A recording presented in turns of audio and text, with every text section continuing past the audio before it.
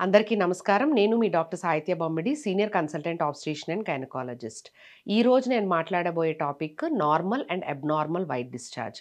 So, normal white discharge లేదంటే physiological white discharge అనేది ఎలా ఉంటుంది అంటే కలర్‌లెస్. కలర్‌లెస్ అంటే ట్రాన్స్‌పరెంట్‌గా ఉంటుంది. ఆర్డర్‌లెస్ అంటే ఎటువంటి వాసన లేకుండా ఉంటుంది.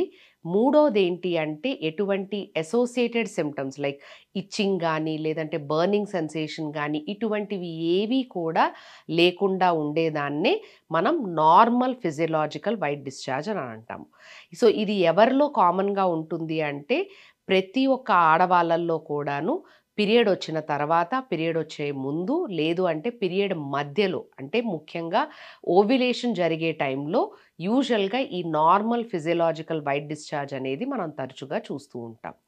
అలా కాకుండా అంటే కలర్ మారింది. అంటే రంగు మారింది. లేదంటే యెల్లో పచ్చగా ఉంది. లేదంటే పసుపు పచ్చగా ఉంది. లేదు అంటే పెరుగడ్డలుగా పోతుంది. రెండోదేంటి అంటే ఫిషీ ఆర్డర్ అంటే ఎండు చేప వాసనలాగా ఉంది. లేదంటే గుడ్డు సొనలాగా ఉంది.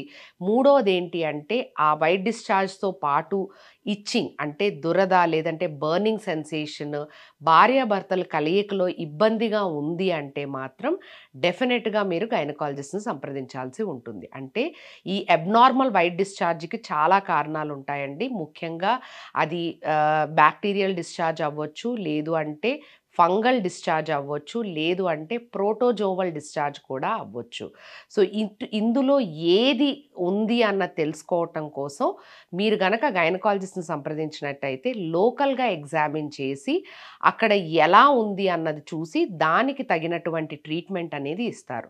చూడకుండా ఆన్‌లైన్ కన్సల్టేషన్స్ ద్వారా ఈ డిశ్చార్జ్ బెడద పోవాలి అంటే మాత్రం అది మీ అపోహ మాత్రమే. ఎందుకంటే యూజువల్‌గా వైట్ డిశ్చార్జ్ అనేది అన్‌లెస్ అంటిల్ మేము ఎగ్జామిన్ చేస్తే తప్ప, లేదు అంటే ఏదైనా టెస్ట్ చేస్తే తప్ప అది ఎటువంటి డిశ్చార్జ్ అన్నది మేము చెప్పలేము.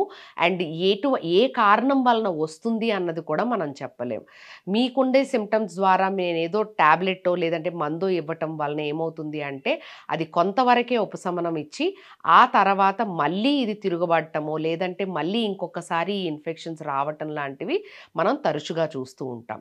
సో, మీరు గనక వైట్ డిశ్చార్జ్‌తో బాధపడుతున్నారు అంటే మాత్రం డెఫినిట్‌గా దగ్గరలో ఉన్న గైనకాలజిస్ట్‌ని సంప్రదించండి.